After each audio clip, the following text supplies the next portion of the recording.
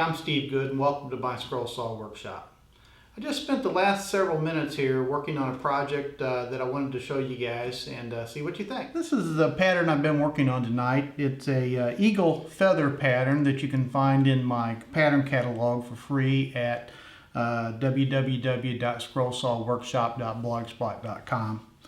I haven't sanded it or finished it or anything, but I just wanted to show you guys what I had so far. Probably took me about 30 minutes or so to cut this one out, maybe a little less. And one thing I noticed as I was cutting is the wood I used is actually on the wrong grain here. The grain should be running long ways through this feather. If you do it short grain with all these small pieces, you really run the risk of it breaking. And oh man, look at that, we just broke it. What a disaster. I guess I better just throw this one away and start over. Wait a minute. Never throw a project away when you break something. You can always save it. In this case, a little bit of glue and we'll be right back in shape. One thing I've noticed though is if you're using wood glue, a lot of times projects like this can be difficult to glue back together because the set time of the glue is pretty long. When you put this glue back on here, there's really no good way to clamp this piece back on. So generally you have to sit here and hold some pressure on it for several minutes until the glue tacks up. And then even if you let go, a lot of times the glue doesn't get a good bond, so it doesn't adhere real well and it'll end up breaking again. What I like to do is I use this product called Titebond. It's actually a super glue, a CA glue is what it is, but it's a Titebond wood adhesive. And I've got the medium thickness glue here, and this bottle right here is the activator. You can use the CA glues without the activator. It just takes about double the time for the wood to set up. Now, in this case, that's not that big a deal because the setup time on this is about 5 seconds with the activator, about double that without the activator. So the good thing about this is it sets up so fast that we can put our glue on here, hold it for just a few seconds, and it's going to be good as new.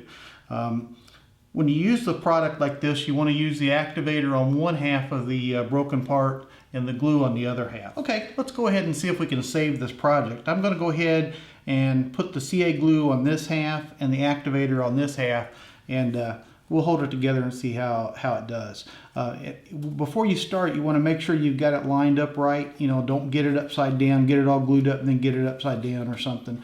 You can almost always tell the right side up just by the way it fits back together. So let's go ahead and put a little CA glue on this side, just enough to cover the surface. And on the other side, we'll go ahead and spray some activator. Now we can come back in here, put these two pieces together, and with just a little bit of holding pressure here for just a few seconds, we should be good as new. They say 5 seconds. I mean, what's the difference between another 5 seconds? I'll sit here and hold it for probably 10 seconds and see how we do. In this case, I'm actually getting it glued to the board, so you got to be careful about that.